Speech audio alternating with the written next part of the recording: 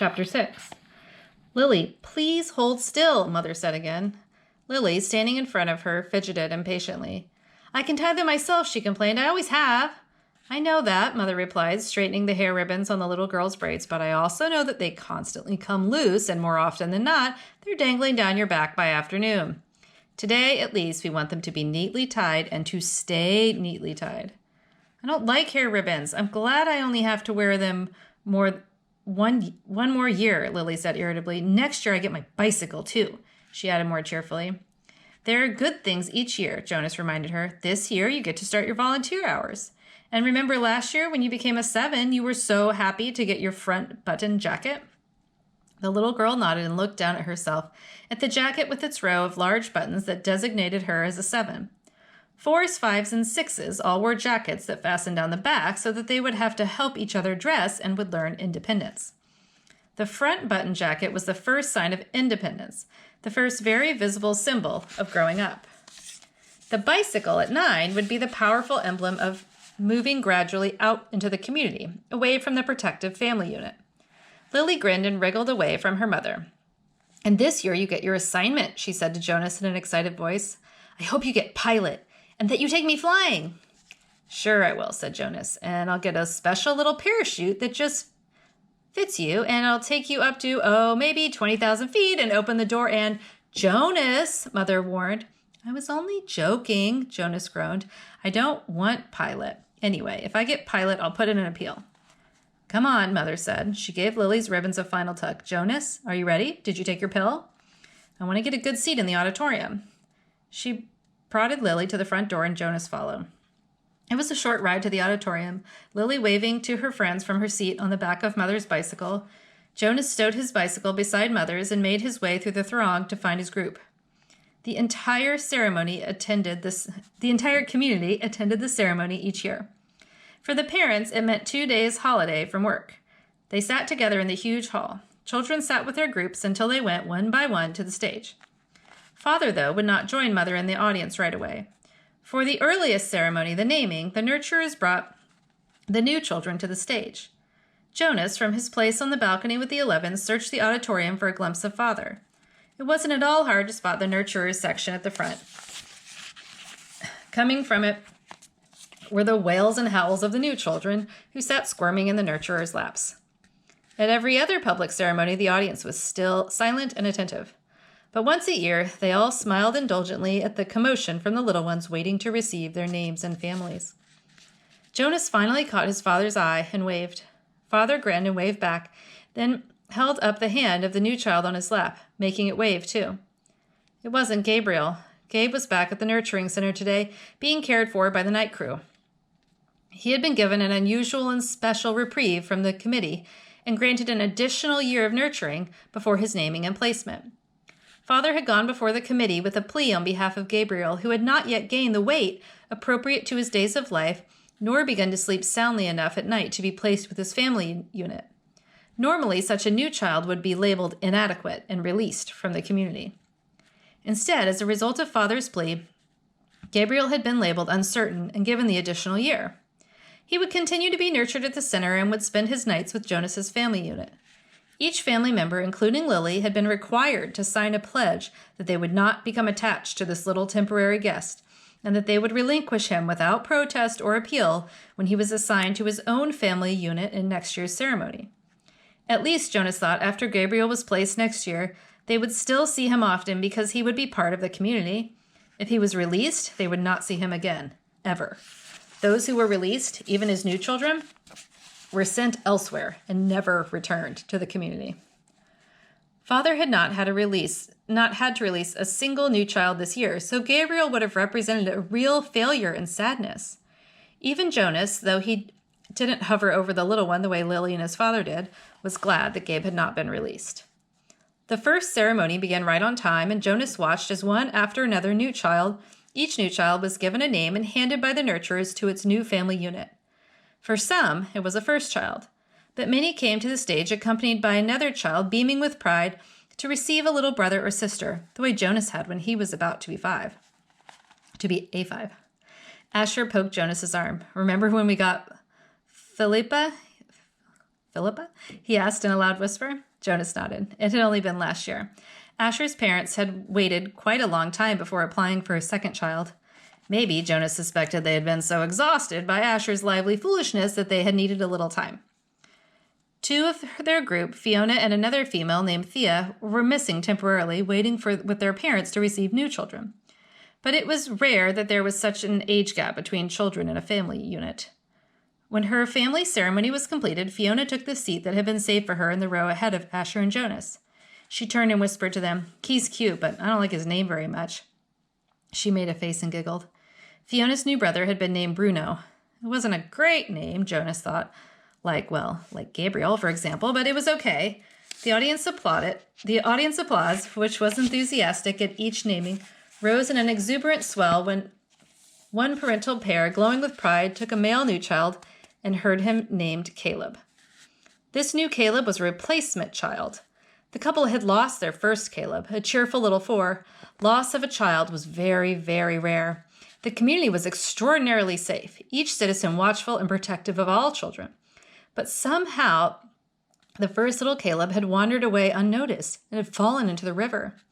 The entire community had performed the ceremony of loss together, murmuring the name Caleb throughout an entire day, less and less frequently, softer in volume as the long and somber day went on, so that the little 4 seemed to fade away gradually from everyone's consciousness. Now, at this special naming, the community performed the brief murmur of replacement ceremony, repeating the name for the first time since the loss. Softly and slowly at first, then faster and with greater volume, as the couple stood on the stage with the new child sleeping in the mother's arms. It was as if the first Caleb were returning. Another new child was given the name Roberto, and Jonas remembered that Roberto, the old, had been released only last week. But there was no murmur of replacement ceremony for the new little Roberto. Release was not the same as loss. He sat politely through the ceremonies of 2 and 3 and 4, increasingly bored as he was each year. Then a break for midday meal served outdoors, and back again to the seats for the 5s, 6s, 7s, and finally, last of the first day ceremony, the 8s. Jonas watched and cheered as Lily marched proudly to the stage, became an 8, and received the identifying jacket that she would wear this year. This one was smaller buttons and, for the first time, pockets, indicating that she was mature enough now to keep track of her own small belongings. She stood solemnly listening to the speech of firm instructions on the responsibilities of 8 and doing volunteer hours for the first time. But Jonas could see that Lily, though she seemed attentive, was looking longingly at the row of gleaming bicycles, which would be presented tomorrow morning to the 9s. Next year, Lily Billy, Jonas thought. It was an exhausting day, and even Gabriel, retrieved in his basket from the nurturing center, slept soundly that night. Finally, it was the morning of the ceremony of 12. Now Father sat beside Mother in the audience. Jonas could see them applauding dutifully as the 9s, one by one, wheeled their new bicycles, each with its gleaming name tag attached to the back, from the stage. He knew that his parents cringed a little as he did when Fritz, who lived in the dwelling next door to theirs, received his bike and almost immediately bumped into the podium with it. Fritz was a very awkward child who had been summoned for chastisement again and again. His transgressions were small ones always: shoes on the wrong feet, schoolwork misplaced, failure to study adequately for a quiz. But each such error reflected negatively on his parents' guidance and infringed on the community's sense of order and success. Jonas and his family had not been looking forward to Fritz's bicycle, which they realized would probably too often be dropped on the front walk instead of wheeled neatly into its port. Finally, the 9s were all resettled in their seats, each having wheeled a bicycle outside, where it would be waiting for its owner at the end of the day. Everyone always chuckled and made small jokes when the 9s rode home for the first time. "Want me to show you how to ride?" older friends would call. "I know you've never been on a bike before." But invariably the grinning 9s, who in technical violation of the rule had been practicing secretly for weeks, would mount and ride off in perfect balance, training wheels never touching the ground. Then the 10s. Jonas never found the ceremony of 10 particularly interesting, only time-consuming, as each child's hair was snipped neatly into its distinguishing cut. Females lost their braids at 10, and males, too, relinquished their long, childish hair and took on the more manly short style, which exposed their ears. Laborers moved quickly to the stage with brooms and swept away the mounds of discarded hair. Jonas could see the parents of the new 10 stir and murmur, and he knew that this evening, in many dwellings, they would be snipping and straightening the hastily done haircuts, trimming them into a neater line. 11s. It seemed a short time ago that Jonas had undergone the ceremony of 11, but he remembered that it was not one of the more interesting ones. By 11, one was only waiting to be 12. It was simply a marker of time with no meaningful changes.